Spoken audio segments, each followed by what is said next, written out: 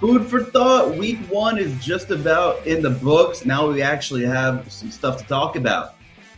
Man, just a crazy sequence of events. We knew all hell would break loose in opening week, but it lived up to the bill. I'm the Luch. We're back for another week. I got my guy, Chief Justice 06, Will Priester. What's going on, Will? And I will let you introduce this week's guest after you introduce yourself.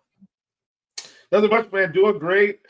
Interesting week 1, man. Was close to some monster calls. We'll get into that as the show progresses. But I'm going to just cut this thing short. One of my good friends in the industry. This is someone I talked to not at work by the name of the commish, ladies and gentlemen, all the way. He's not in Boston. He's nowhere near New England. This man lives in Cleveland, but yet a Tom Brady sighting brings out the Patriots gear. That is Tom Brady Patriots gear, folks. So don't get it confused. He's not actually a Patriots fan. He's more of a Tom Brady fan. My good friend, the commish, welcome aboard. I appreciate it, guys. Two of my favorite people in the industry, man. We finally get to chop it up. It feels like it's been way too long since we were able to get on Food for Thought and talk some good football. Commish, if you guys haven't tuned into a show, one of my favorite analysts, just love his takes. We don't always agree, but that's why we do the show. But it's always well informed. He always posts a lot of stuff up there on scores and odds as well. At Monster Week at SAO this week on the NFL front, which was awesome. I see our guy Don Yeezy in the chat already. What's going on, Don? Thanks for hanging out with us again. Talk about one of our longest tenured listeners, Don Yeezy, always supporting the boys and bringing the hype. We appreciate that. We have just so many things to get to, so I'm just going to quick get through this housekeeping stuff, and we'll go over some reads, and then we'll dive into it. It's an exciting show. Hit that like button for us. We want to hear some chatter in the chat. We had a great week last week. It was some really good conversations going on. A lot of people were right. A lot of people were wrong, including us in certain areas. But you know what's really cool is Splash Sports. You don't have to go to Vegas. Splash Sports has NFL Survivor contests and pick-em pools every week, available in 34 states and Canada. TJ's Worch, wherever you are. Start the $1 million Survivor pool in week 2. Pick one winning team each week for a chance at $1 million. But remember, don't use the same team twice. Join us in week 2 for the RotoGrinders Survivor Revival Tournament. I should have practiced that one. Week 2 RotoGrinders Survivor Revival Tournament. It's just a $20 entry fee. You can, there's over 20 grand up for grabs, plus RG Premium for people in the top 20. So check out the link in the description if you're into Survivor on Splash Sports. A lot of good stuff going on at Splash. Another podcast plug here. If you're looking for a plus EV contest this NFL season, our friends over at Action, they got one for you. Their podcast is called The Favorites, and they're bringing back their free NFL Pick'em contest this season. Totally free. Just sign up at favorites.actionnetwork.com. 5 picks against the spread every week. There's cash prizes for the top 10 finishers, $40K for first place, and $100K prize pool. Wow. Monster prize pool over there for the Favorites podcast. Again, check out the description on our video here for more information on all these Pick'em contests. Really cool to see Pick'em kind of like gain some steam. Survivor and Pick'em pools. I know Commish is really big into that. Lastly, real quick, our RotoGrinders NFL Listener League on DraftKings. We'll get into who won it shortly, but check it out each week. RG's Listener League. Play alongside of us and everyone else that's following along here in the chat. Compete for a chance at winning a month of RotoGrinders Combo Premium. All right, now that stuff is out of the way, first of all, Commish, I just wanted to say thanks again for joining us, but you're big into Survivor and Pick'em pools and that kind of stuff like that. What do you think is the biggest misconception in terms of strategy for Survivor pools and things like that? Like, what does the public maybe try to do that they shouldn't be doing? That's my question. I think just a couple of things. I think first and foremost, they pay only attention to what's happening on the surface. So obviously, most people are very busy, understandably, right? Almost everybody has a 9-to-5 job or something that occupies their time. We're fortunate enough to be able to do this stuff day in and day out and really dive into the nitty-gritty stuff. But it's one of the reasons I got the Patriots jersey on today as well. Was Cincinnati was my big fade this weekend in my weekly Survivor article over at RotoGrinders. And a lot of that had to do with what you see on the surface. New England on the surface, Jacoby Brissett, not a high-end quarterback, right? A lot of turnover in the coaching room, new head coach, new offensive coordinator, Belichick out, huge brain dump there. Joe Burrow's coming back for Cincinnati. Like, that seems like a great spot. It seems like, well, how can Jacoby Brissett beat Joe Burrow? But I think a lot of people misconstrue, like, since Cincinnati's a better team than New England for sure. But Jacoby Brissett has a higher floor than some guys, like, we saw Bo Nix yesterday. A lot of people picked Seattle against Denver. That was a good pick. Rookie quarterbacks on the road, they struggle. Like, he's got a low ceiling, but also a really low floor, and we saw that. So I think a lot of people misconstrue, like, they go look at just a quarterback, they look at just the service level stuff, and I think that's sometimes a misconception. Like, if teams have good defenses like New England does, they're going to give themselves a chance most weeks, which make them dangerous to pick against. And we saw they took down Cincinnati yesterday, a team getting a lot of new pieces back. They didn't have Jamar healthy. T. Higgins wasn't healthy. A lot of two new running backs. Like, there was a lot of turnover in Cincinnati that I think got overlooked. And then I think on the other side is sometimes people get too cute. Like, everybody is always looking for that. And it depends on the size of your pool, right? I'm in one league that has 1,500 entries. I'm in another league that has like 40 entries. And I think in a smaller league, you want to be very, very conservative, because especially if you're playing with people that aren't in the industry, you're going to have a lot of people get knocked out just because they're just picking the heaviest favorite every week, or they're not taking it super serious. But if you're in a bigger pool, like I had Buffalo this week, I don't know when the next time you're going to be able to use Buffalo is. There's one game, I think week 7 against Tennessee. Maybe you get to use them, but Tennessee's defense looked pretty good yesterday. Will Levi probably isn't going to do whatever the backhanded flip was every single week. Hopefully he's going to learn from that. So you might not, sorry, I know that's your team, Luch, but Buffalo, you're probably not going to be able to pick again for a while. So you got to look for weeks to attack those teams, because the goal at the end of the day is to survive 15, 16 weeks. It's not just to get through the first month of the season. So using a team like Buffalo that maybe doesn't have good reusability for the next couple of months, I feel really good about getting that out of the way. And now I still have all the big dogs, KC, if I want to take them against Cincinnati, and all the other elite teams once they get going here. A lot of really good usable weeks there. So I think look at what's going on defensively. If you're trying to fade a team like that, that's a big thing. And then 2, look at the schedule. You want to use teams optimally. And if a team like KC has a weak schedule, or if the Jets have some weak games coming up, like, you want to be able to save those teams for those games. Don't rush to use them. Good stuff. Yeah, if you're into the Survivor pools, definitely give Kamish a follow on Twitter, and he's always pumping out stuff at RotoGrinders as well. Chief, let's give one shout out to our Listener League winner. I'll let you know some of his guys on his roster, and then we'll jump into who was cooking, because some of these guys that the winner had were cooking and posted some of the biggest fantasy scores of Sunday's main slate. Pretty low scoring slate. Some ugly stuff. I'm not shocked, but our guy Steeler Nation 60 was the Listener League winner. So if you're tuning in, hit us up. You can DM myself, Devin, Chief, any one of our hosts to get the hookup for the RotoGrinders Premium. So big congrats to Steeler Nation 60 for the big win in the Listener League in week 1. He had Baker Mayfield and Mike Evans in that Tampa Bay game. Kenneth Walker, who was really good, but I think he left late with an injury, and that is a situation that we're definitely going to have to monitor. Chris Godwin, also a little double stack there with Tampa Bay. Of course, he had Tyreek, who did not stay out of the news on Sunday. And the Chargers D posted a big number as well. So big kudos to Steeler Nation 60. Chief, are you surprised with any of the guys in that lineup? Or, I mean, I have big respect. Love the Tampa Bay double stack on opening week there. That was good stuff from our guy, Steeler Nation. Yeah, no, not at all. I mean, I think everything. And here's the thing. Sometimes you look at lineups and you go, yeah, I mean, any of us could have played that. And so that's almost how I always feel with the winning lineup, unless it's something stupid off the board. Like, as an example, somebody plays a backup running back and they just happen to pop for 2 like 60-yard touchdowns in a game. Like, other than that, you can always look at it. And I feel like what he did was, went against the grain a little bit with Baker in that double stack Tampa Bay lineup. And lo and behold, they ended up, putting up some really nice numbers. So once again, congrats to Steeler Nation 60, man. Heck of a lineup. Obviously still getting in the chalk with Tyreek, still got in Yoshivas and still was able to put it up. So congrats to him. Since we're talking about, we're kind of in the what's cooking section. I think we are. I'm going to combine, and we are in what's cooking. Is that correct, Luch? We're now in what's cooking. It's a good segue for what's cooking. So listen, here's what's cooking in the worst way. I'm going to combine DFS with your survivor pool. I've got a surefire strategy for you to win every week.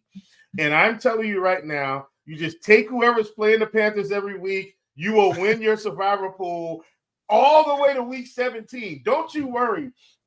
This week you need to be taking the Chargers. We'll get into that later. Losing Derek Brown for the season. Here's what's cooking, folks. The Carolina Panthers are awful. Why are you talking about Carolina, Chief?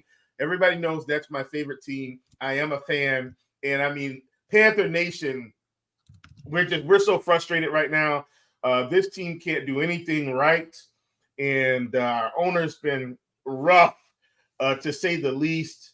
And the Saints come out and just they just hang a number on us. Now, here's my question in terms of what's cooking, because this is about the Panthers, but this is also about the Saints. Are the Saints going to be this good, or are the Panthers that bad, or is it somewhere in the middle?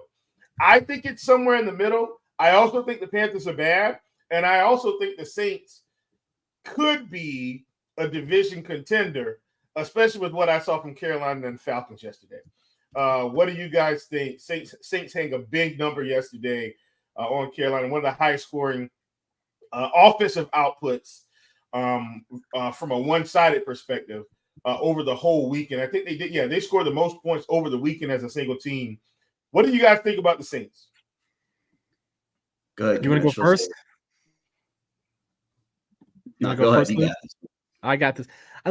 I'm glad you brought this up, Chief, because I want to ask you a question as well, and maybe I'll tie this into my answer here. I want to know what's up with Dave Canales, because I think doing all, we all do our preseason prep and things like this. Everyone talked about how good he was with Tampa last year, resurrected Baker Mayfield's career, got Tampa to the postseason. They beat Philly, of course.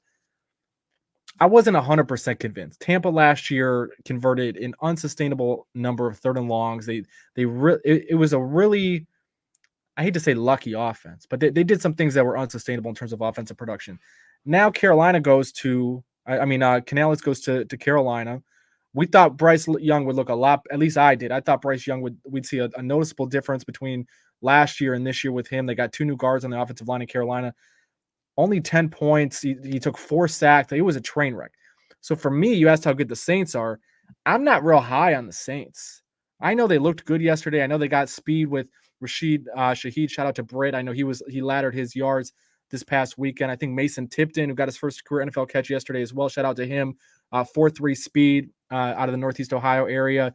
I think the Saints have some talent at the skill positions there. I think their offensive line is a mess. Defensively, I don't think they're as good as they've been in recent seasons. And last year, I think their schedule was even easier than it's going to be this year. And we still saw New Orleans come short of a postseason berth. So I know they scored 47 points yesterday. I'm not watching that game thinking, wow, New Orleans looks really good.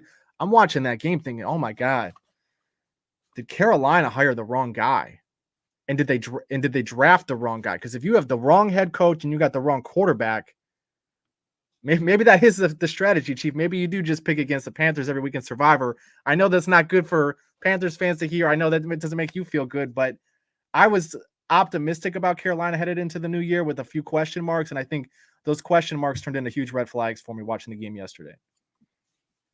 Yeah, for sure. And I don't think that's an overreaction. And it's because, so look, man, honestly, I watched like the first half of the game, and then I went to red zone. I couldn't take it anymore. Like, as a fan, I was sitting here thinking, this is worse. Like, this is worse than last year. I think, and it's because of the way Bryce was missing throws. Like, I don't mind if you miss a throw, it's off the fingertips, or it's right outside the basket. You got a fly pattern going down the sideline, and you got to kind of put it in the bucket. Like, I don't mind those misses. I hate the misses when guys are wide open, running a seam route, and you just throw it in the middle of the field so the safety can run. Like those are the kind of misses you can't have, and that's what I was seeing in that particular game. So I think, in terms of what's cooking, we've got a bad stew going on down there in South and for Panther Nation. And I do think, I will say this, the reason I'm a little bit higher in the Saints, I think, than you is, are the Panthers and the Falcons going to be able to fix what we saw yesterday? So here's where I'm saying that. Word on the street is Kirk Cousins can't really move around right now. And if he can't move around and he's just going to be sitting there, like trying to get rid of the ball, the Falcons aren't going to win many football games because defenses are just going to tee off on it. So now you're taking two teams out of the division race and pretty much saying, hey, they're not going to get there. I think the Saints could sneak in, because it's just us, the Saints, the Falcons, and Tampa Bay. Right now, today, if you had to say who's going to win the division, you'd probably say Tampa Bay. But I think the Saints are a strong contender to sneak past them, given the right situation. Because I don't think the Panthers are going to get better. I trust the Falcons to get better a little bit more. What's cooking in the NFC South? We got one really bad team, one team we don't know anything about. We probably think the Saints are marginal, and we probably think Tampa Bay is the better team. But I think the Saints can sneak by. That's the NFC South. What do you think, the Saints were cooking yesterday. Baker Mayfield was cooking yesterday. Evans and Godwin were two of the top 5 highest scoring wide receivers, I believe, on DK. By the way, sorry, Godwin arguably misused last year. They tried putting him outside a ton with Canales, and now you see him back in the slot. Had a big day yesterday. Just another thing to note about. Are they? And there was some pretty heavy. I don't want to call it smoke, but a lot of speak and a lot of quotes about putting Godwin in a better position to succeed this season. And maybe we were wrong, Chief. Maybe there are some more worries about Canales, and I think maybe everybody. And the jury's still out. It's week 1. We're trying not to overreact. But a lot of the credit for Baker Mayfield's great season in 2023, people immediately pointed to him and said, this guy fixed them. I mean, maybe that wasn't the case. I mean, Chris Godwin, maybe he was being used incorrectly. And it looks like things are good in Tampa Bay. They didn't miss a beat. Then again, it's tough to gauge after 1 week. It was Washington. Washington was terrible on the outside against wide receivers last year. I mean, they were getting crushed, and they don't really have any personnel to fix that issue either. So in terms of these week 1 kind of slaughters here, we'll have to see against some more formidable competition. But Luke, can we stay right there in terms of the Washington situation? Yeah, because go ahead. I mean, I was going to lead that into my question about Jaden Daniels a little bit later. But he cooked, but you couldn't stack him with anybody because he didn't get any volume anywhere. Rushing touchdowns. We talked about Josh Allen being the highest priced quarterback last week, and he led the slate in quarterback scoring. But we had the conversation about who do we stack him with? There's so much uncertainty. There wasn't any no target hogs, no volume, no Stephon Diggs. And you really didn't want to pair Josh Allen with anybody either last week. And I mean, I don't have it in me to play an 8 quarterback naked in my lineup with no correlation, no pass catcher. But you look at Jaden Daniels and Josh Allen, who are obviously much different players than Baker Mayfield. And you throw Anthony Richardson in there, unless you played Alec Pierce with him, and God bless you if you did, and what a hell of a call that would have been. But again, rushing quarterbacks are king in the fantasy world, Chief. Yeah, for sure. And that's something I wanted to mention. Like, you're mentioning Washington and how bad they are, or were yesterday. Let's say were yesterday. And Jaden Daniels was still able to overcome all of that and be one of the top quarterback fantasy producers. And he's still going to be cheap again. And so I think one of the things that I like about him, if you go back and watch the tape, he's running, but he's not taking a lot of hits. I'm going to equate him to Lamar. Like he's getting on the open field.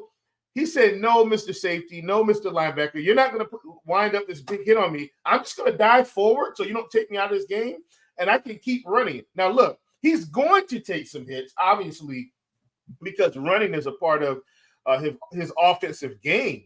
But the fact that, most of the film I watched, he was getting down. Like, that's what you want to see really from a rookie that's athletic like that, not taking those hits and being able to live for another play. If he can continue that, at some point, these receivers are going to have to catch up. Maybe they have to work on their scramble drills because they're probably going to have to do a lot of that this season getting off his first read to a second read and then taking off. And then maybe he develops the ability to kind of hang in what I call the outside pocket, right behind the line of scrimmage, but just buying enough time to get him some throws downfield. If he can develop that, he's going to be one of the top fantasy producers every week. So, and I did mention that I thought, hey, while we all like Caleb Williams, I felt like Jaden Daniels was, one of the guys that could shine as a rookie. It's week one, but I think what we saw, if he continues that from a fantasy perspective, he's going to continue to put up numbers. So he's also a guy that was cooking yesterday, even though his team was god-awful. That's a good point. It was ugly for tight ends. I'm jumping around here, but a couple more guys I want to highlight that were cooking. Then we'll move on to our takeaways from week one, kind of more of a broader picture, talk about some of these unfortunate injuries, and we'll talk about some of these ambiguous backfield situations that some are still pretty unclear. But how about Brock Bowers? Was a little bit dinged up. There were some positive things in camp that he was lining up everywhere, lining up at fullback, lining up in the slot, of course, lining up in line as well.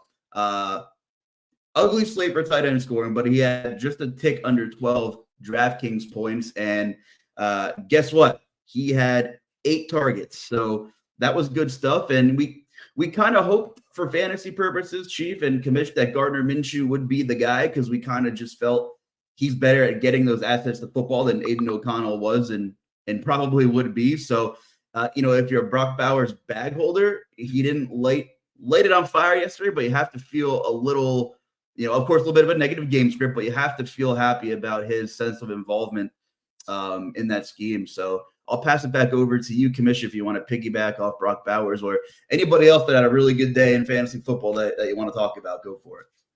Yeah, I think Bowers is a great name to bring up.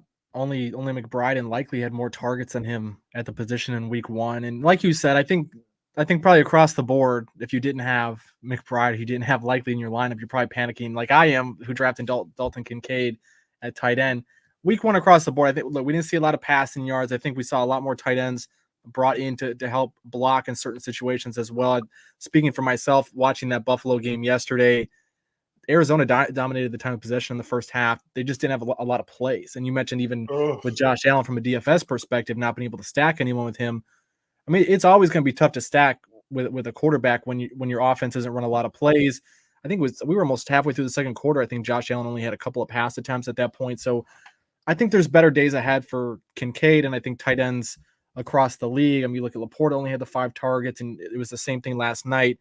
Brian Johnson and those guys that came out, they just ran the football the entire first half. So I think you're going to see passing open up a little bit more as we get deeper into the season. I think that what you're seeing around the league, though, is the league is getting faster. I think you could call this the Mike McDaniel effect or whoever you want to pin this to, but everyone's trying to gain speed. And I think a consequence of that is you're seeing smaller players on defense every single year. So that means smaller linebackers. That means smaller corners, smaller safeties coming in to help in with the run defense. And I think you look at Harbaugh yesterday in the Chargers, they just ran the football down Las Vegas's throat all day yesterday. And I think from a fantasy perspective, and I think from a league-wide perspective, as just a football fan, it's going to be interesting to see if we start to see more of a shift back to the running game. And we saw guys yesterday having 25, 30 carries out of the backfield. I can't remember the last time we saw that many guys that heavily involved in the ground game week one. And I think from a team's perspective too, I know we have some committee backfields with Jahmyr Gibbs and David Montgomery, and Minnesota's got somewhat of a committee, some of those teams, but there was a lot of running of the football this past weekend. And I'm interested to see if that continues. And if that is a consequence of the speed, I mean, we just are smaller across the league. I think there's more opportunities to run. I don't know. I still think there's better days for tight ends. I still think you're going to see quarterbacks open up the playbook here. There was 10 quarterbacks I had that didn't play in the preseason. I had this note right here. It was so of the 10 quarterbacks who did not play in the preseason, 6 of the 9, because Aaron Rodgers hasn't played yet this week. 6 of the 9 under on their passing yards at sports books. 5 of the 9 under on their team total, and 8 of the 9 had fewer than 1.5 passing touchdowns. So I think you're seeing guys not play a lot in the preseason. We eliminated that 4th week in the preseason. Guys are trying to stay healthy. So I think we'll see. I think we're going to see better days ahead at these positions across the board. What if before we sticking right here for a second, the Falcons are now plus money on DK and ESPN Bet. And they were minus 125 before the week started to win the NFC South, or something like that. I do have some Kirk Cousins concerns. I mean, in the modern day NFL, like you said, it's fast, and you at least need to be at different launch points. You don't need to be Josh Allen or have crazy elusiveness. But like even Matt Stafford, McVay gets him to different comfortable launch points throwing the football. He's able to move the pocket for a guy like Stafford. And if you can't get that with Kirk Cousins, that really, really not only limits him, but man, I'm worried about my Drake London shares for sure right now, just with how limited. I get it, first game back, but there was never really anything clear about Kirk Cousins' health in the summer. Nothing like that made you feel really good about the situation.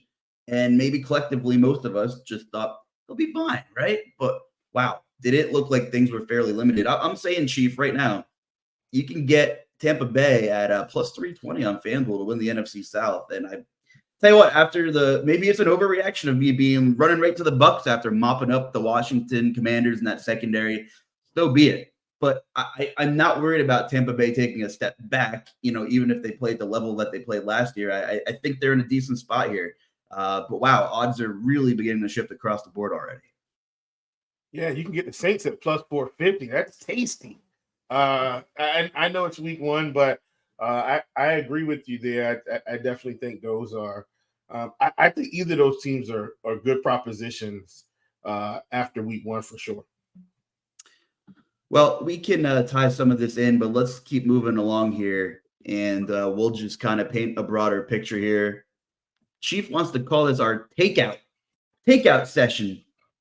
What are our biggest takeaways from week one? And I know we were doing a lot of talking about snap counts and targets and things like that. I have a couple numbers I want to bring up as well. Maybe I can start it off for you, and then I'll pass you the baton, Chief. Is that okay? Sure, because we were talking offline about this, so I probably know at least one of the things we're going to talk about, because I know we shared some numbers that were eye-popping, to say the least. Well, mixed results for me. I was pretty bad in DFS this weekend. I hit every real actual 1 to 2 unit bets I made this week. So bad week for DFS for me. Good week on the betting streets. I'll take it. We'll move on. I tried to flag plant one player last Monday, and it was Nico Collins. And things were pretty good. Things could have been even better. Almost had a ceiling game out of Nico. But this was one of the situations we really wanted to monitor in terms of how they were being used. And, a lot of the coach speak and offseason buzz was that Tank Dell would primarily be used in the slot. It looks like he was out wide most of the time, but he was kind of not in on a lot of rundowns. And that makes sense. I think Diggs and Nico are probably better blockers. But in terms of target share, Nico 21%, Tank Dell 21%. Diggs right there. 7 targets for Nico, 7 for Dell, 6 for Diggs. And I didn't get to watch every snap of this game, but in terms of air yard market share, they must have just been dinking and dunking with Stephon Diggs. He is the one who ended up catching 2 touchdowns, but Nico and Tank Dell almost split the air yard market share. Massive numbers. They were both well over 40%, and Diggs only had 3% of the air yard market share. So yeah, Diggs had a 1.3 A dot. That's crazy. But I mean, you can see the upside with how Collins and Dell have been being used. And man, could we have just got one of those touchdowns to Nico? That would have been sweet. But interesting to see, pretty even target share. But it looks like, we're not shocked that Dell and Collins are the downfield attackers in that offense. Yeah, for sure. Here's something else that's interesting. Want to know what their actual targets were, though, outside of just the market share. Nico 8, Tank Dell 7, Stephon Diggs 6. Pretty balanced to me, considering the situation yesterday. This could easily be a, Stephon Diggs 8, Nico 7, Tank Dell 6 next week. Here's what I think, and I think one of the things that I don't want to overlook about CJ Stroud is this is something he did last season. It did not matter who was in the game. If you were open, you were getting the football. He at one point, when Tank Dell got hurt and they brought in some of these other guys, it didn't matter who it was. If you're open, you're getting the football. And that's one of the things about this offense. I think week to week, we're going to have to hone in on what defenses like to give to the Texans, because whatever the defense is giving them, that's what Stroud is going to take. And so that might be a little bit of fairy dust sprinkling there for you guys that like the Texans offense. If you want to look ahead, if a team's going to, sit in cover 2 or sit in man outside, that's going to influence, how they get these guys the ball. And thus that's going to influence their fantasy production. So as you can see, yes, evenly spread out targets. I'm not saying, one is better than the other, but I do think, if we kind of look at what the teams are going to give up more, similar to back in the day when we found out that Arizona just gave up tons and tons and tons to tight end. It didn't matter what tight end you saw that week, they were going to get 100 yards receiving. That's a little bit of an exaggeration, but my point was they were picking up chunk yardage, big numbers, and I think we're going to see something similar here with Houston. But let's not bury the lead in Houston. Joe Mixon looks like a totally different running back in his offense. I mean, in Cincinnati, he was getting the volume, but man, did it seem like sometimes he just had such tough running lanes. This is the pair this up with what Nick was talking about. Joe Mixon had 30 carries yesterday, folks. No, that's not an exaggeration. 30 carries in a 2024 NFL football system. That is unheard of. And here's the other thing. If you want to look at the snap counts, like you would think Joe Mixon was on the field for 100% of the snaps. Folks, that was not the case. He was on the field for 72% of the snaps. He got 30 carries and 3 targets. Joe Mixon, if this continues, he's going to be a fantasy gold mine all season. Looks like he's going to get most of the goal line work, going to pick up a few targets. Obviously, I know every week he's not going to get 30 carries. But even if it's 20 to 25, that's more than enough to pay for the price of admission for him in an explosive offense. So I know we talked about the receivers, but I thought that was something that was extremely interesting. Getting 30 carries on 72% of the snaps, that's like unheard of in today's NFL. So this is getting interesting real fast here in Houston. Yep, 101 of his 159 yards after contact yesterday as well. So it's not like the offensive line was paving him these open running lanes and he was taking advantage. He's down there bumping and bruising, and he earned that 159. I know it's like you said, high volume yesterday, but he got after it. And week 1. So is there an attrition argument here? Can you give a guy like that 25, 30 carries a week? I guess we'll see. But I'm with you. Like, if Joe Mixon's going to have that type of workload, I wasn't very high on him going to the preseason, but I think I might have to change core. Another wait and see week in week 2 for me. But I think I agree with everything you just said. Yeah, he looks like a totally rejuvenated runner. I'm a pretty tough critic on Joe Mixon in the past. He was always a guy that just was on a good offense and seemed to vulture the touchdowns when they got inside the 5 or the 10. But he looked good and he had mega volume. I will say the fantasy gods are not working well with our conversation right now because they are on Sunday Night Football and not on the DraftKings main slate. But you can get them on FanDuel, I believe, as long as they're doing the same thing. And the Eagles-Falcons are on Monday Night Football. And boy, a tough get-right spot for the immobile Kirk Cousins. I was going to say immobile Kirk Cousins. That is going to be a pretty big gauge of where we're at here. I can only imagine the 0-2 calls from Michael Penix if it looks really bad on Monday night. We will see. And maybe there's some rhyme and reason behind them taking Michael Penix in the draft and not some immediate help elsewhere that we're finally starting to figure out here. I don't know. I mean, of course, he was always insurance, kind of like the Jordan Love, sit behind the veteran, build for the future kind of thing. But boy, Penix is also 47 years old, and you drafted him in the first round. So you can't wait 3 years for him to get there the way you can with Jordan Love. So maybe you mentioned earlier, right? We didn't really hear a whole lot about Kirk Cousins and what was his health like this during training camp and the preseason. We didn't get to see him play at all in the preseason. Maybe the people in Atlanta found out some more about Kirk Cousins before the draft that we didn't know about. And shame on them if they gave all that guaranteed money to Kirk Cousins without doing their due diligence there.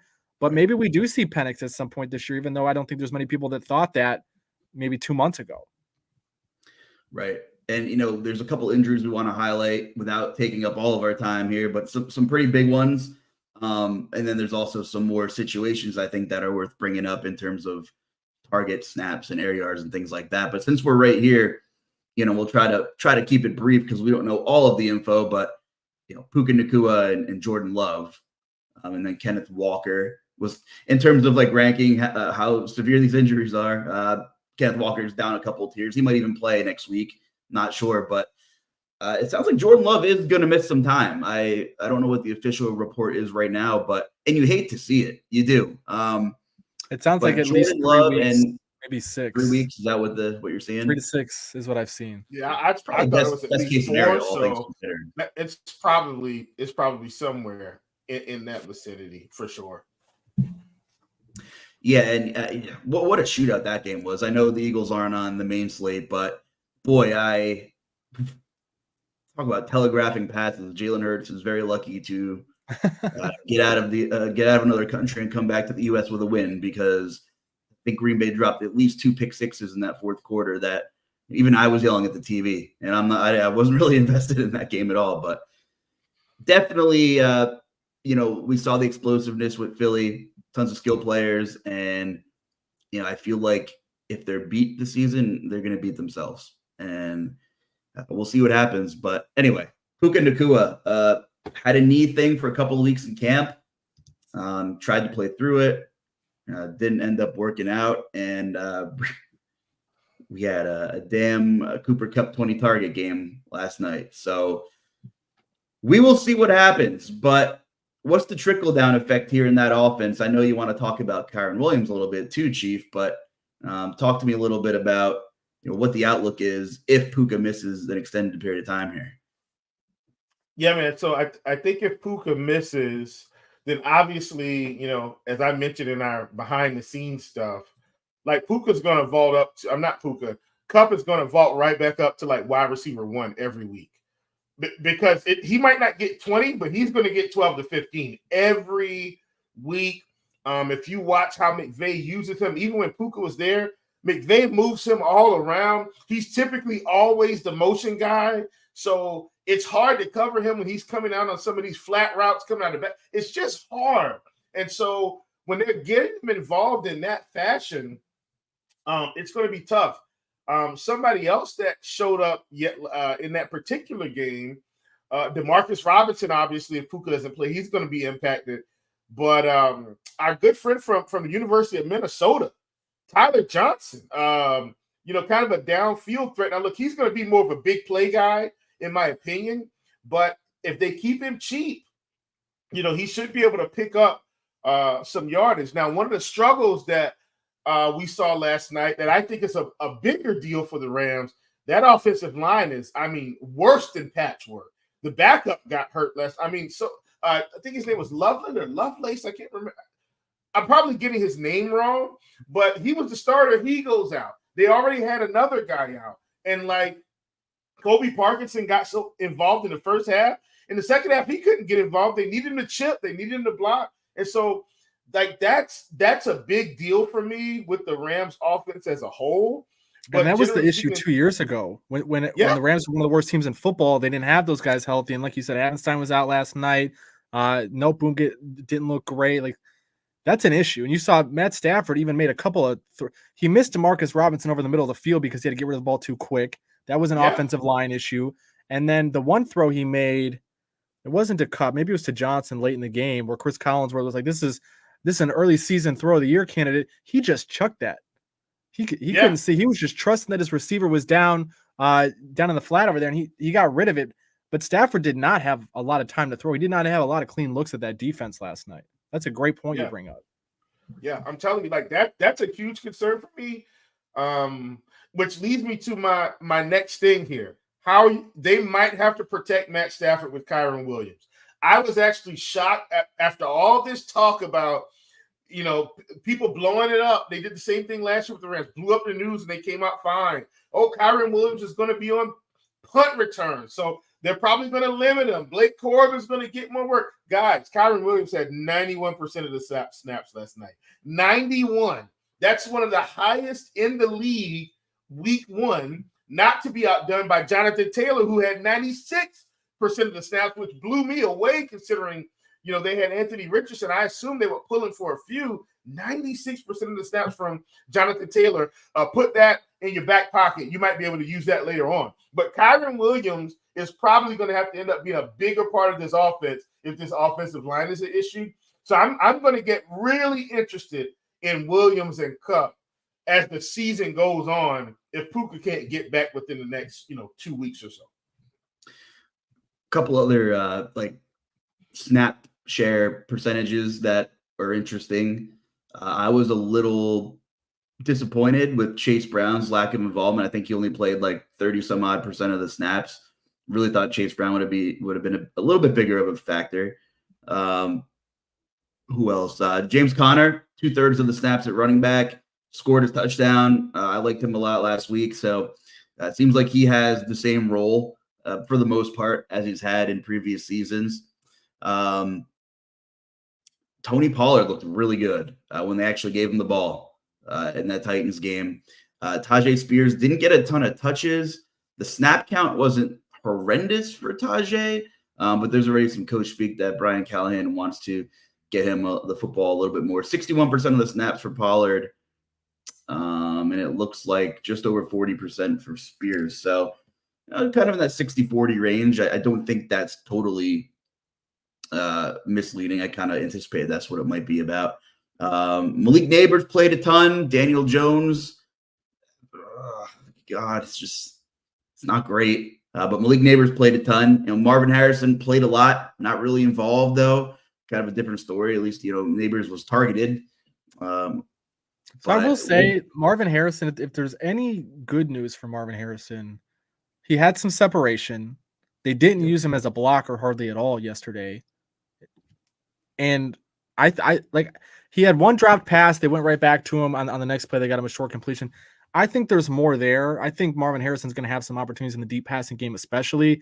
I think yesterday the Bills got a lot of pressure on Arizona. I think the offensive line is obviously a concern, but I think when there's matchups where Arizona's offensive line is going to be less of an issue against teams like Carolina, maybe that don't have great pass rushes, Atlanta does, so those types of teams. And I'm not looking at their schedule off the top of my head, but when they play those types of teams that don't have great pass rushes, I think Kyler's going to have more time to throw, and I think Harrison's going to be a big downfield threat. It just didn't happen yesterday. Our guy, Kevin Roth, also pointed out super windy yesterday, so we didn't really see a whole lot of downfield shots either way in that game, and we saw both teams really pounding the rock. Of course, Josh Allen doing everything by himself, but Kyler Murray as well, less than 200 passing yards, but he got after it on the ground, had some nice plays with his legs. I think you're going to see less of that going forward. I think you're going to see them air it out more, and I think Marvin Harrison's going to be just fine. Yeah, I mean, he ran routes on just about 90% of plays on dropbacks. So I agree. I think Harrison might be a good buy low candidate the next week or two in the right matchup for DFS. We were wrong about Marvin Harrison. I thought he would have a much bigger day, but just a lack of offense outside of the Saints game, some explosive plays in the Colts game. And of course, the island games from the Eagles Packers had 1 billion points after starting out very slow, by the way. Embarrassing turf. Just come on. You have one game there. Can we? I know, and we're watching guys ice skating. It was ridiculous. Yeah, it's terrible, but ironic that I was waiting, not hoping for, but it was just screaming a non-contact leg injury, and I held my breath every time somebody cut. And how does it happen on the second last play of the game where Jordan Love gets rolled up on? It's just not that one. But you got it. Honestly, though, that's a good point that you bring up because they had the massage gun on him the whole second half with his calf.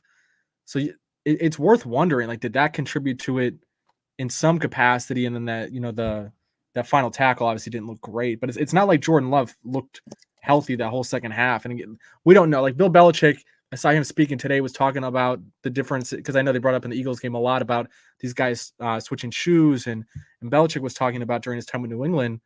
A lot of times he would mandate guys wear 7-point cleats and guys would push back on him, whatever. But I think it's an interesting thing when you go out of the country because these aren't NFL fields that are subject to the same regulations that everybody domestically has for their stadiums. And you just don't have those resources, right? They play in a soccer stadium. It's really expensive to bring in everything that you need to fit an NFL game just for one NFL game. We're not going back there again this season. You're not hosting games on a weekly basis there. So I think for future considerations, I think that's just something to be mindful of that you brought up the field surface. Bouncing around here just for time purposes. Pittsburgh, Justin Fields got the win. Does he deserve a week 2 start? Going to be really interesting to see. We might not know until Sunday again, but it's going to be really interesting to see how they handle the situation. George Pickens only played 67% of the snaps. That sounds bad, but Luch, I think he had like 89% of the team's air yard share. Or I'm sorry, 74%. He led the NFL in air yard share yesterday, by the way. According to Mike Tomlin, he will answer that question on Tuesday. According to Mike Tomlin, will Justin Fields start this week?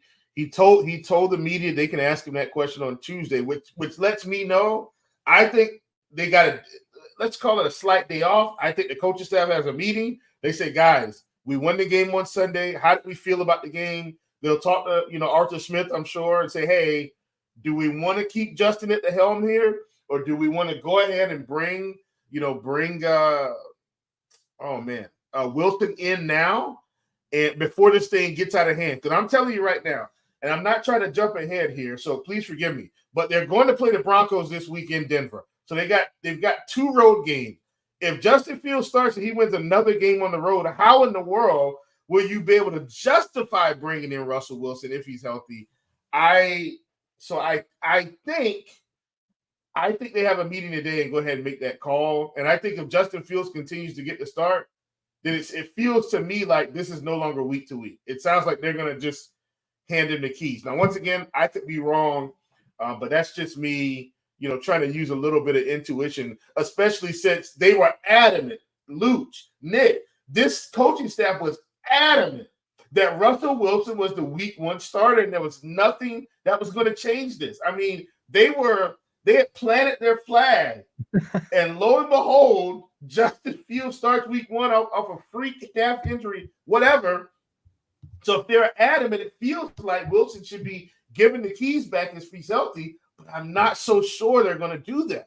I'm with not you, sure.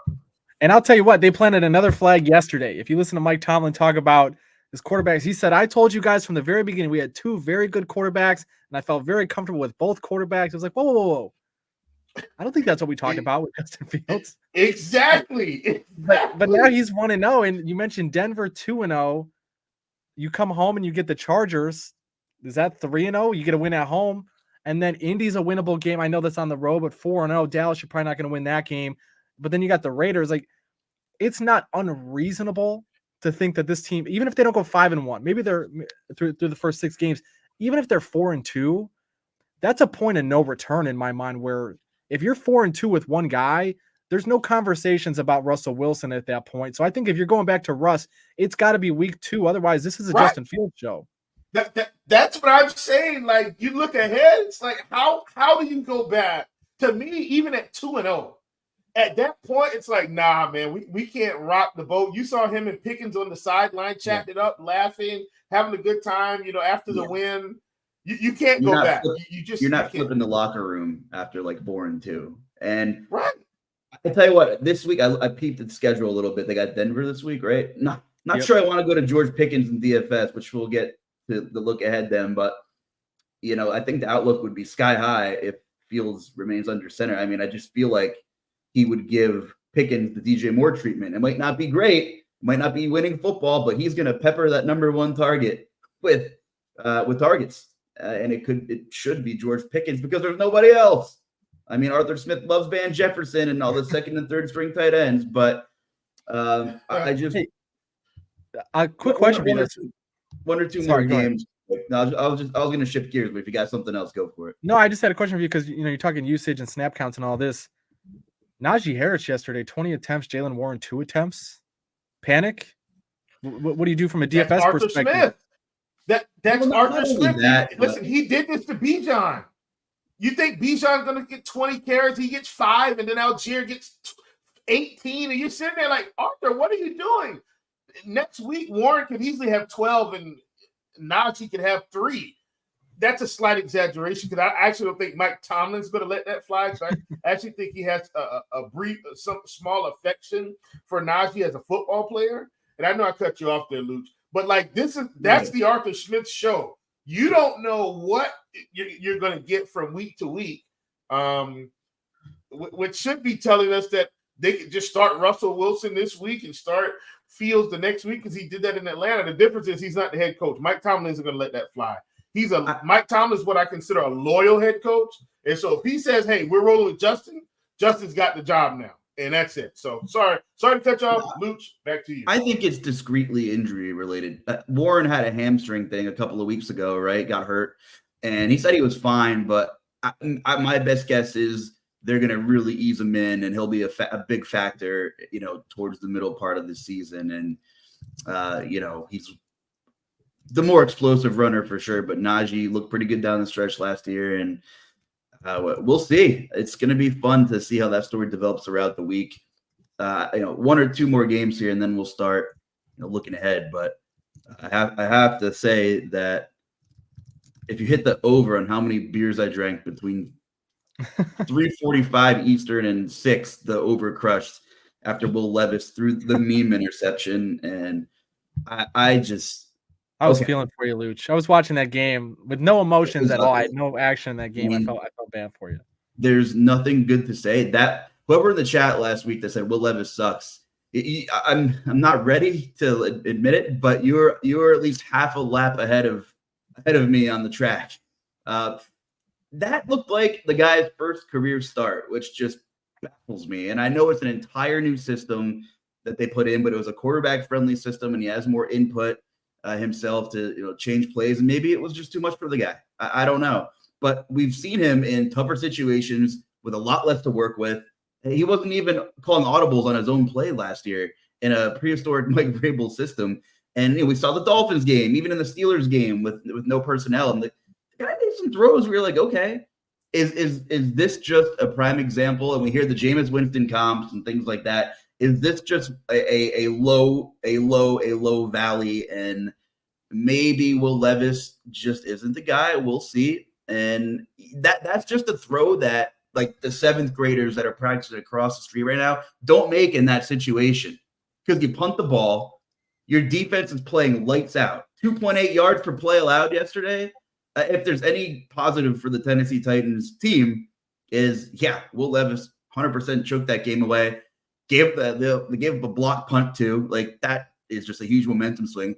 But that Chicago Bears offense with Caleb Williams and all these weapons and everything just coming together scored 0 points offensively. That's what's so brutal about that loss. But leave it to the Tennessee Titans to lose a game where their defense gives up 0 points after their defense was one of the biggest laughing stocks of the league the last couple of seasons, honestly. 4th largest blown lead for the Titans since moving to Nashville in 1997. And not a great get-right spot against the Jets. I will say the only thing working for them in that situation is the travel and the extra day of rest. But that game is going to make or break Will Levis, I think. That was just hideous and inexcusable. And I caught some of the press conference today from Brian Callahan, and he was very blunt about it. And he should be. Like, that's an elementary poor decision you make to Brett Favre that thing halfway across the field. Like, who do you think you are? Who do you think you are? I am Pete Weber. Will Levis has some Pete Weber syndrome going on, man. Like, get that ego in check. There is one more thing I'm adding, though. He missed Calvin Ridley on some wide open throws.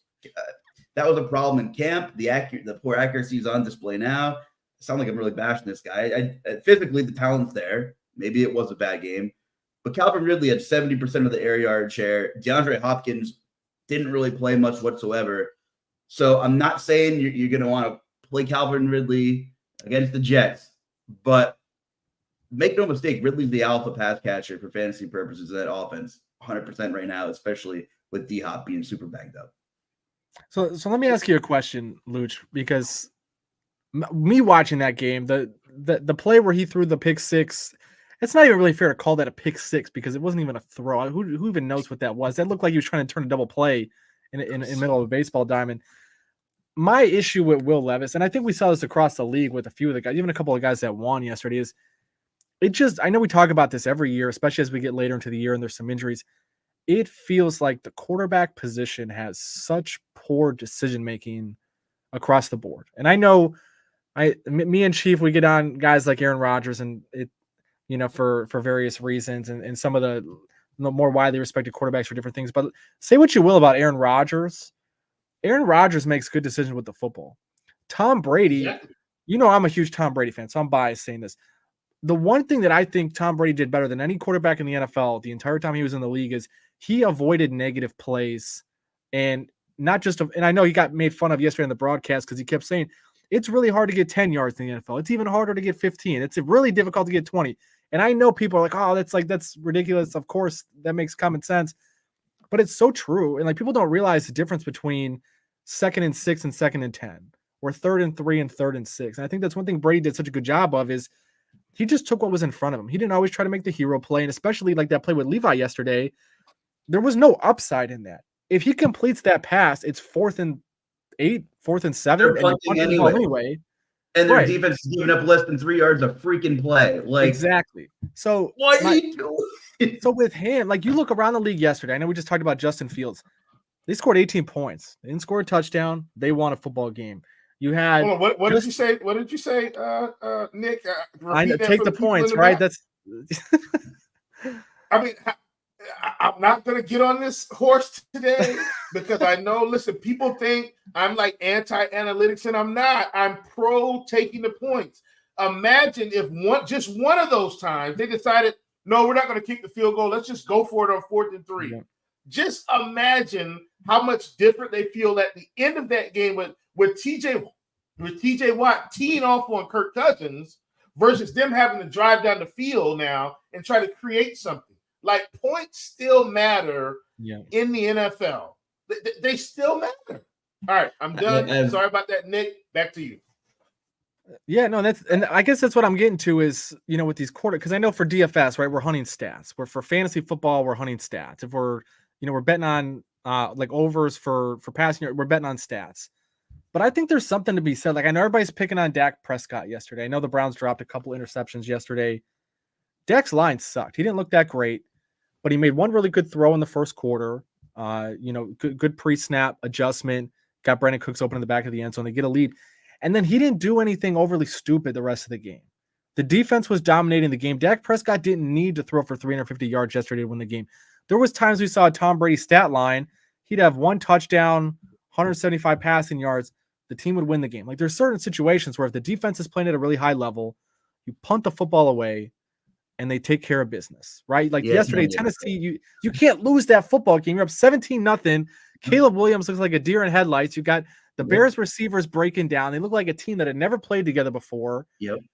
You cannot lose that football game. And as a quarterback, I think it's not your fault. I texted Luch when the Titans were looking good and Levis was looking good at that time. I said, hey man, Will Levis is looking pretty good. And then he had a massive meltdown. Luch, I'm sorry.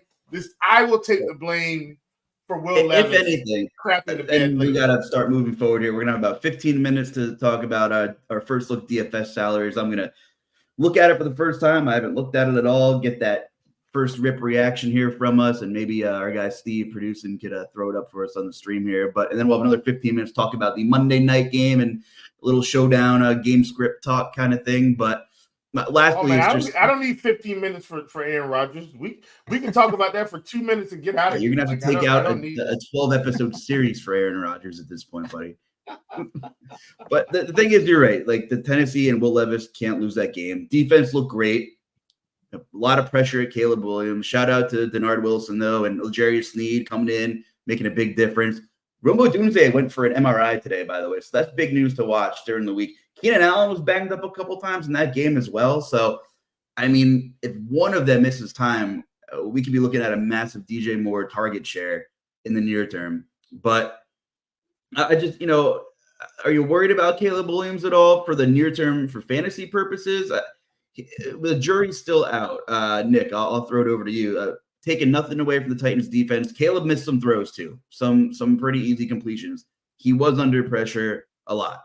Not as much as Will Levis, who was allegedly under pressure 47% of the time on dropbacks yesterday.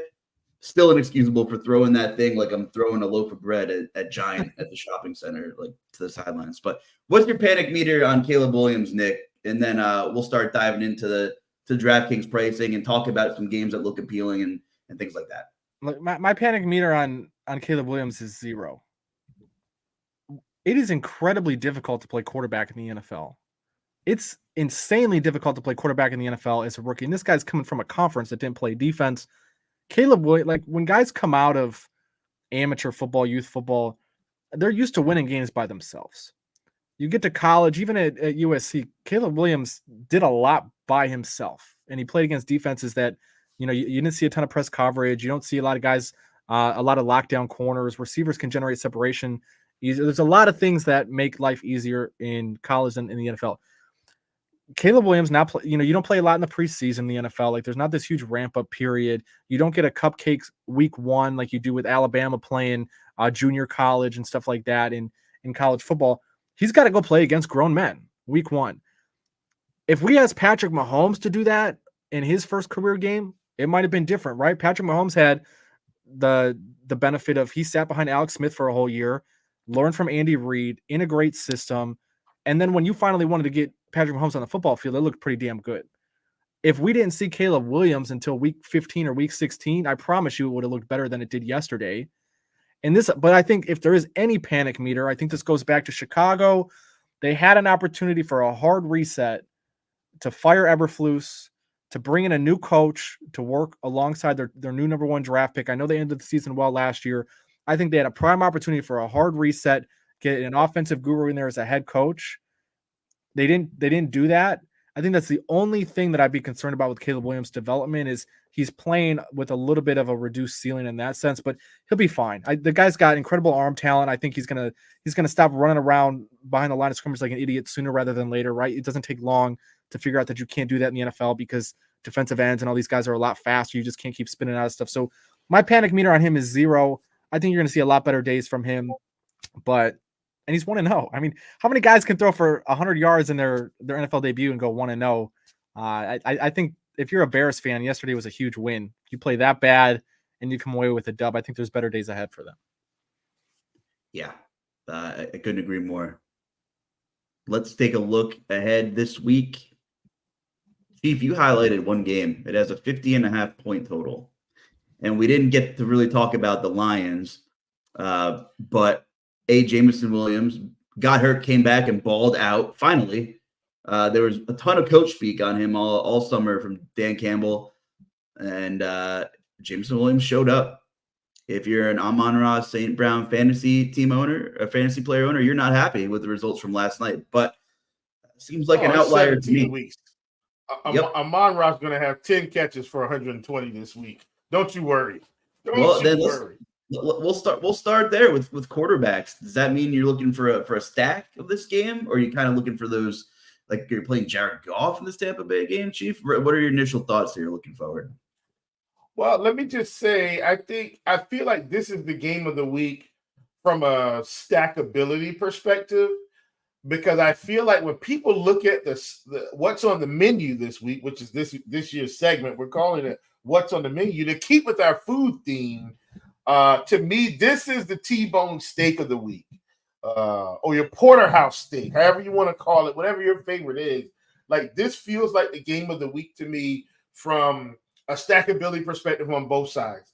You talked about the pricing for this game, and nobody's incredibly expensive, Luch. Like when you look at it, it's nothing crazy. I think you can get at least 3 pieces from this game comfortably. Like Goff is 6,400, Mayfield is 5,900, right? So he's still the cheaper of the two. When you look at wide receiver, Amon-Ra is 81, Evans 75. Where is hold on a second. I was trying to just pull that game up so I could get these prices a little more quickly. Godwin is 6K, Jameson Williams 5,300. Like, the game itself, you can stack the game pretty easily. So I think people are going to, find ways to combine this game because of the total. And I agree with this in the dome. So I think a lot of people are going to be interested in it. But I also feel like there aren't a lot of games this week that have this type of potential. Maybe the other game is probably the Cardinals-Rams, but like generally speaking, most of these games this week feel one-sided to me. And maybe you guys feel similarly, Luch, Kamish, Nick. Maybe you guys feel similar. I feel like most of these games are one-sided. I'm not to bury the lead here, but like, the Chiefs are playing the Bengals. The Chiefs are a superior team. This shouldn't be anything to worry about. The Ravens are playing the Raiders. The Ravens are a superior team, even though they have their own offensive line issues. They're at home. I don't feel like the Raiders are going to come in there and give them a problem. The Jets are going to the Titans. We'll see how the Jets look tonight. I'm assuming the Jets are a superior team with Aaron Rodgers and a good defense. We've got the Jaguars playing the Browns. I don't think the Browns will look as bad this week, but the Jaguars should be at least the better team on paper here, even though they lost to Miami yesterday. Packers are playing the Colts. That was tricky. They're going to have a different quarterback. Cowboys are playing the Saints. We will see. Chargers playing the Panthers. Commanders playing the Giants, and the Seahawks should be better than the Patriots. Like, I just don't see a game where people are massively interested in both sides outside of Rams, Cardinals, Lions, Bucks. And I think Lions, Bucks is going to garner way more attraction than the Rams, Cardinals. Outside of, we expect Puka Nacua to be out. As we were on the show, they were saying Puka Nacua is week to week with that knee. If he's out, I think Cooper Kupp's probably going to be the highest on top end receiver this week for sure. Yeah, so let me ask you guys, when that happens, if we're assuming Cooper, because Cooper Kupp had 21 targets and no one else had more than 12 in week 1, do you bite the bullet and you say, okay, Stafford, Kupp is my core, and then I got to beat everybody else around that in week 2? Or do you look at a guy like, a Marvin Harrison, who maybe had some opportunities that they didn't gel on in week 1, the weather was a factor? Do you look at someone like that in a game against a Rams defense? They're missing their starting safety. They got torched by Jameson Williams downfield last night. Tre'Davious White, the guy, he looked like he was moving in sand out there. Do you look at a Kyler Murray, especially with the rushing potential? Do you look at a Kyler Murray and like a Marvin Harrison stack and try to play a little bit of a contrarian angle there? Yeah, that's how you get away with what I'm assuming could be a very chalky Cooper Kupp next week, meaning a ton of projected ownership. If Puka Nacua is out, no one's going to go back to Marvin Harrison. I really think the ownership that he'll catch will be from, optimizers and simulations spitting out the game stack. So I actually love that call. I love Cooper Kupp. He's a great play. How do I mitigate some of that projected ownership? How do I still get away with playing Cooper Kupp? Because I think he could be, the raw point scorer, maybe of the slate, if all things, worked out correctly. You go with a Marvin Harrison who laid a dud but ran 90% of the routes, and I don't think anybody's going to play him. I really don't. And you mentioned the Kyler Murray rushing upside. And by the way, Chief, Cardinals made it really, really difficult for us, but we did say Cardinals plus 6.5. Almost got the outright win, but we did get that one. We squeaked that one out for us. But I like that call by the commish, Chief. Low on Marvin Harrison with a chalky Cooper Kupp.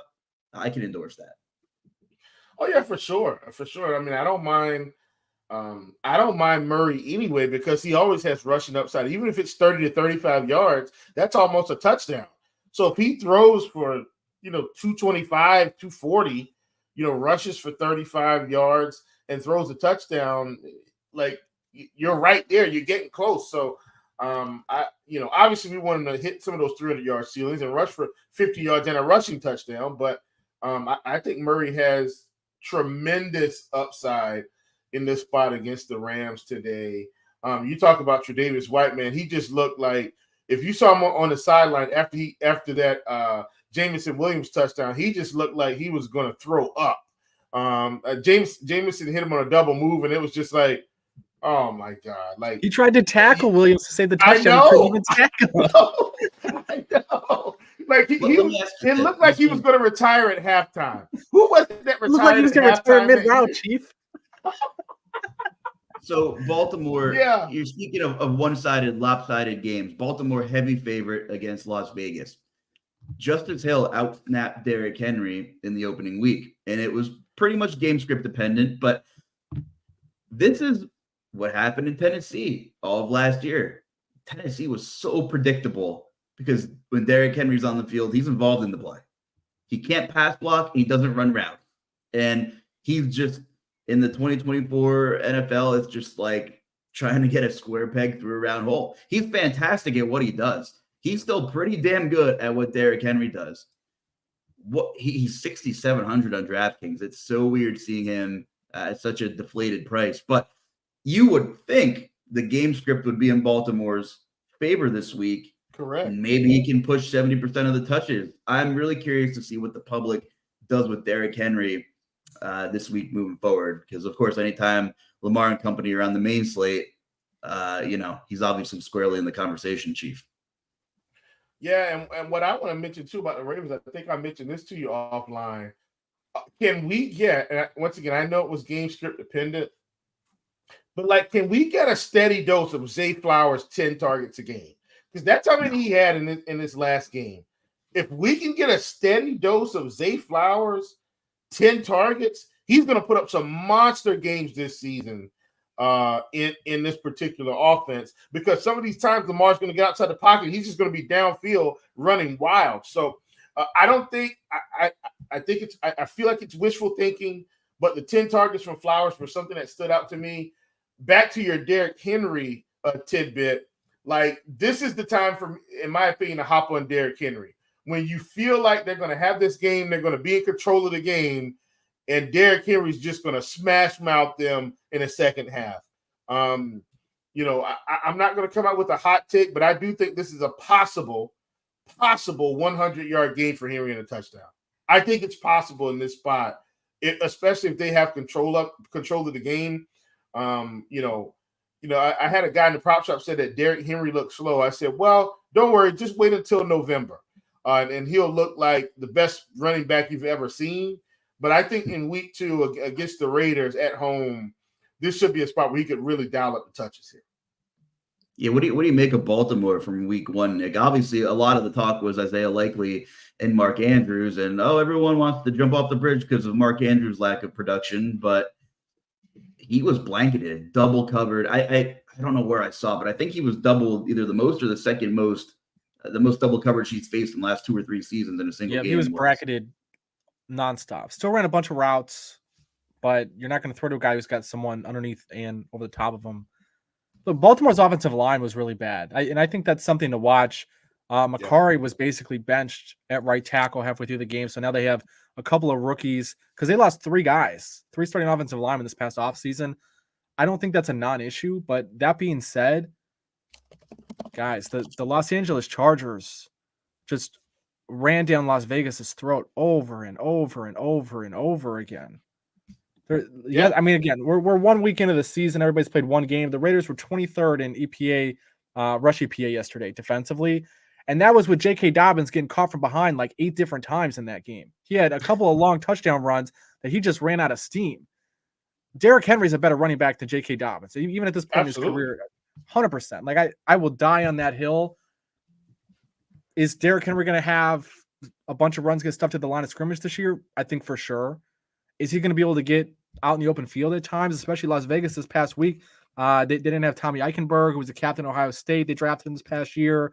Malcolm Kuntz was out, who had 6 sacks last year, the second half of the season for the Raiders. So that'll be something to watch on the injury side of things. And again, for Survivor, if Las Vegas is down a couple guys defensively, again, maybe it's a good week to burn Baltimore. But I think Derrick, you guys have talked me into using Derrick Henry here. I'm not someone who plays DFS on a consistent basis. Only when I get the inside analysis that I get from coming on the show with you guys, do I usually take a stab at it. But I think if we go Derrick Henry running back, and then we go Kyler Murray, Marvin Harrison, that's a decent core. And if you're on DK, you still got $30,000 left. But Chief, who would you in that kind of build? Who's your favorite piece from that Detroit game? It also worth noting, we didn't really dive into that, but the snap share between Jahmyr Gibbs and David Montgomery was just about an even 50-50 split yesterday. Yeah, and let me say, I'm glad you brought that up. That's what it's mostly going to be. Because if you realize in overtime, they just put David Montgomery in and said, hey, buddy, take us to the house. That offensive line got cranked up. And, I mean, they just literally pushed the Rams down the field all the way to the goal line. I mean, seven or eight plays, I think it was. and they scored a touchdown. Like that's what I think you're going to see. I think if I was taking a piece for that game, for me, it's Amon-Ra. Hopefully the field just decides, he had a rough game and they're not going to play him. But I think the 10 to 12 target game is right back on track here. I think yesterday was just kind of out of necessity. Jameson Williams, if you watch the passes that he caught, it was hardly anybody around him every time he caught the ball. Barely any coverage. So I think that was just a product of the game and the scheme. Clearly, we know Amon-Ra is the number one guy. And if for nothing else, here's my great equalizer in the NFL. Who's getting paid the money? Amon-Ra is getting paid the money. They're not going to just give him 5 targets a game and be comfortable with 4 or 5 catches here. They want to make sure that he earns that $120 million contract that they paid him. Trust me, he's going to get his targets this week. Well, and I think that's a good point for Henry too. You give Henry, you bring Derrick Henry in. Justice Hill, like you said, it was game script. Like Baltimore's not going to be trailing the whole second half, which is where Hill came into play, and Derrick Henry didn't. So I think, like, if anything, Henry's fresh, man. You didn't have to overuse him week 1. He's got a couple extra days off coming out of Thursday Night Football. I got Henry, Kyler Murray, Marvin Harrison, and then I just threw St. Brown in. I got 700 left. It would be hard to cup St. Brown, Marvin, Henry, Murray. You're gonna have to like really punt at a couple positions, but that nucleus makes sense. I'm curious to see projected ownership with the Detroit receivers, because if for some reason St. Brown is overlooked, which Chief you're saying is possible, then there's an obvious correlation.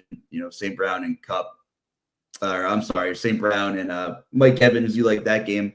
I'm sure Mike Evans will carry a little bit of ownership now, a little more than he did, I should say, in week 1. But also, I think it's ugly. It sounds bad in theory, but 43.5 total in the Giants-Commanders game. Neither team's defense is doing anything for me. It's really cheap to go Jaden Daniels, McLaurin, and Malik Neighbors. And we've talked on the show, and the numbers show that the Commanders can't stop a nosebleed on the outside. I think we're going to see Malik Neighbors make a big play. Whether it's on an end around or a wide receiver screen, if the A dot on the play is negative, Daboll's going to keep getting Malik Neighbors the football, however he can. And there were reports that were saying that Daniel Jones is the week 2 starter, but we'll see. We'll see. Which, by the way, how crazy that you have to come out and have a press conference after week already. 1 and say, no, the guy he's still the guy. He's still the guy. It's insane. But I think that's we might be saying that for the Panthers too, because I'd much rather Andy Dalton start at this point. At least we get competent quarterback play. Like I'm saying that, like I'm actually not kidding though. Like Andy Dalton could probably come out here and get us much closer to winning football, which is what we should have done last year anyway, which is frustrating. I know I'm taking us off the rails. We got to close this thing out. I'm so sorry, but the Panthers frustrate me so much. Andy Dalton should have started, and Bryce Young should have been the backup and brought him along. And I think we would have seen a much different Bryce Young today than we would have last season. Like Andy Dalton was a playoff quarterback for years, and now he's been relegated to like a long-term backup. But he could easily come out here and get this offense moving with Deontay Johnson and Adam Thielen and Mingo and Xavier Leggett. If you don't think he could get the ball moving down the field, you're crazy. He's probably the best option for us. With that being said, I'm going to have plenty of Chargers this week because we're not going to stop anybody on defense.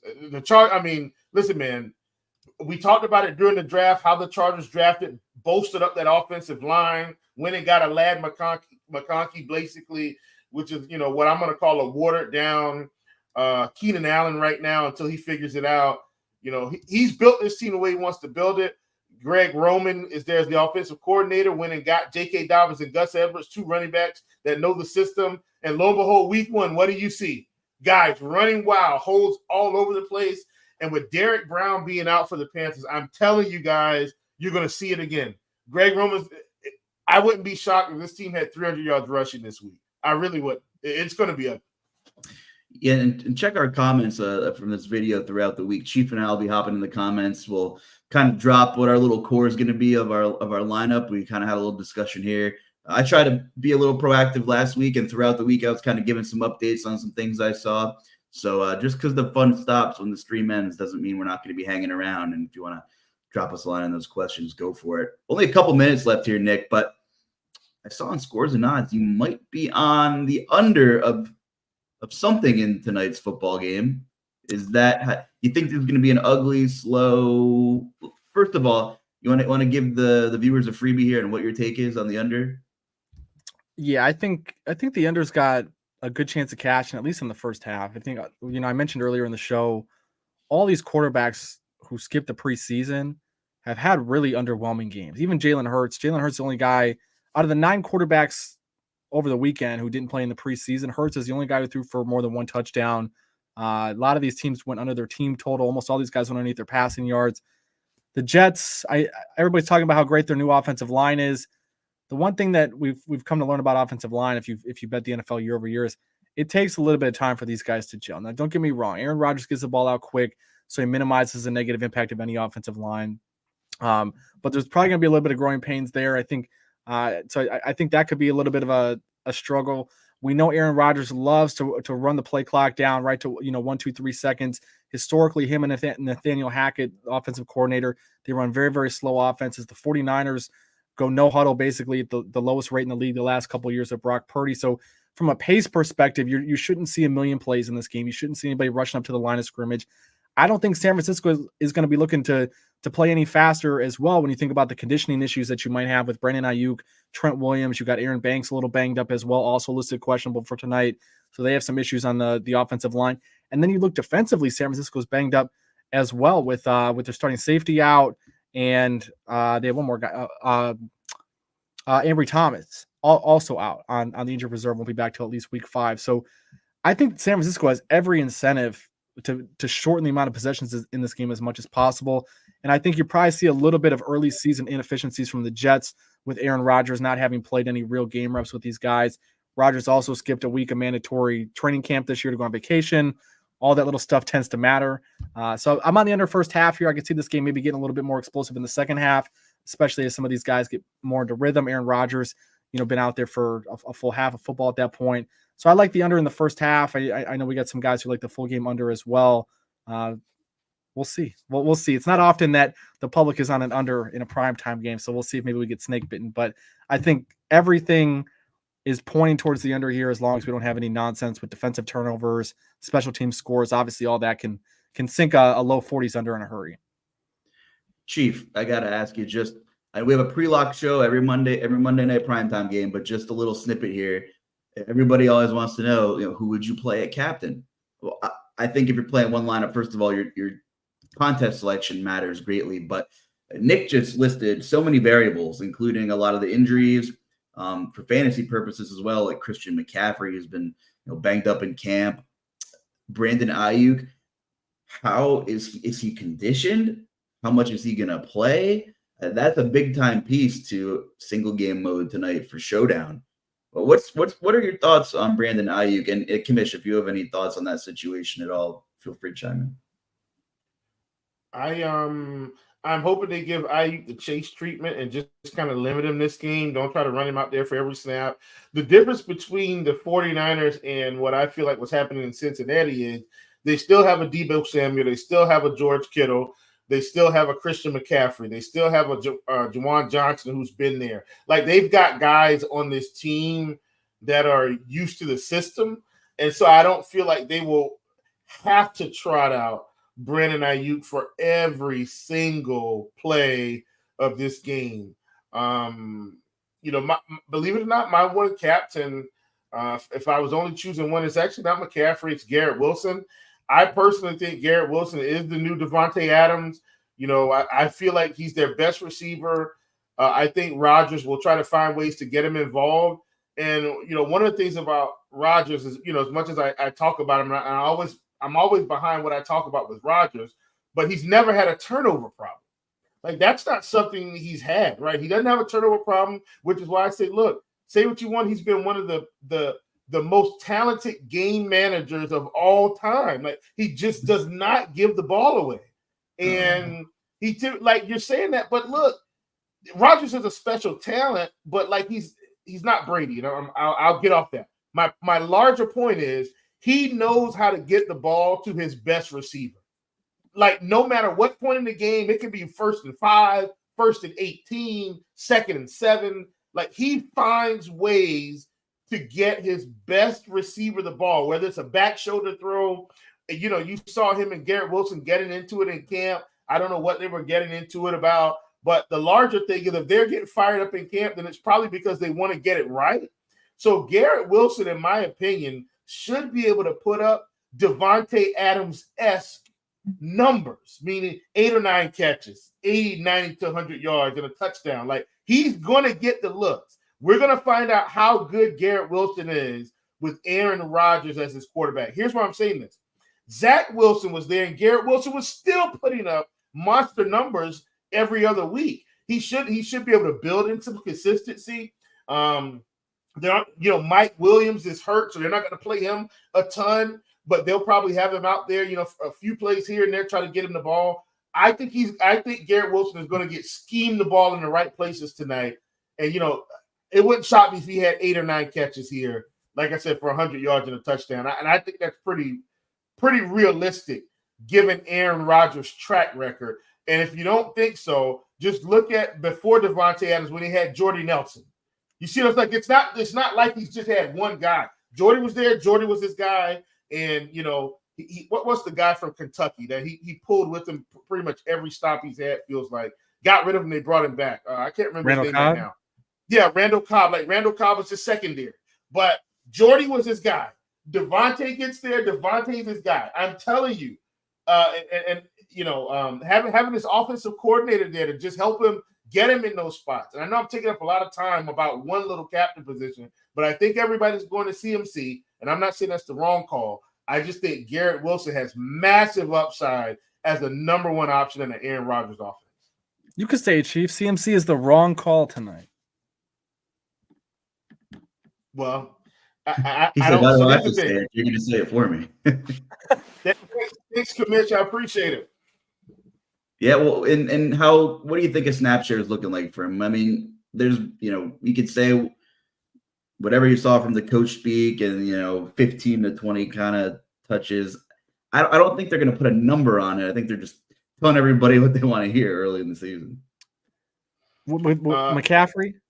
Yeah. I think the 49ers want to win a Super Bowl, right? So I don't think they're throwing all their eggs in one basket to win in week 1, especially with the amount of guys that they have out. I think you look at Nick Bosa last year, came out of a contract holdout situation in week 1. I know they beat Pittsburgh pretty bad in that game, but he only played roughly half the snaps. So I think there's a track record in San Francisco of prioritizing guys' health early in the season.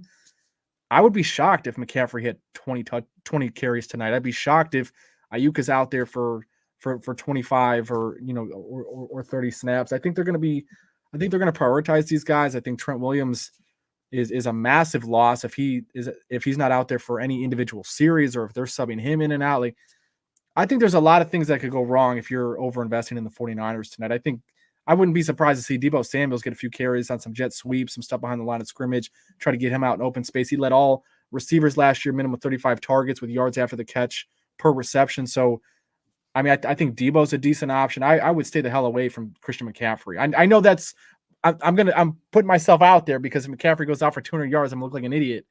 But I just don't see a massive Christian McCaffrey game tonight.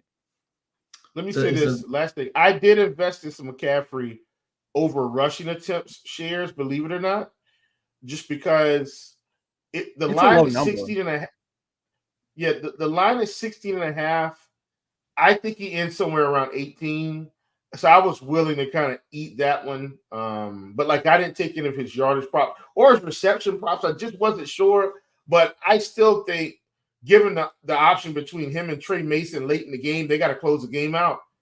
They're handing the ball to McCaffrey. They're not bringing Trey. You see, so that's kind of where I built that on, I think. Because, look, if he gets rolling early in his run game, like first quarter, they'll give him 4 or 5 carries in the first quarter, especially if he's gashing them a little bit, they're just going to turn around and give it to him, especially with the Ayuk injury, and they don't have to, spread their pass game too thin. Trent Williams is out, which helps the pass game. So I think my hope is he ends the first half with about 10 carries. And if he does that, I think we're well on our way, especially if they're in somewhat control of the game or kind of dead even and they can stay on script with their play calling. Yeah. So you need 16? I need 17. So 17? sitting line 16 and a half. I can see 17. I just don't see him getting like, we saw Ramondre with 25, mixing 30. No. Workload I don't think near he that. passes 20 carries. I think he ends at 18, and that's why I was willing to take the 16 and a half. Yeah, the Jets last year ran, what did I write down here? The Jets played the 8th most man coverage in the league, which was 30%.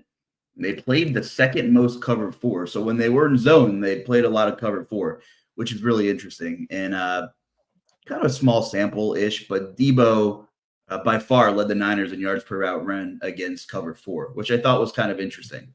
We'll see what they do with Sauce when they're in man. My guess is he's still on Ayuk.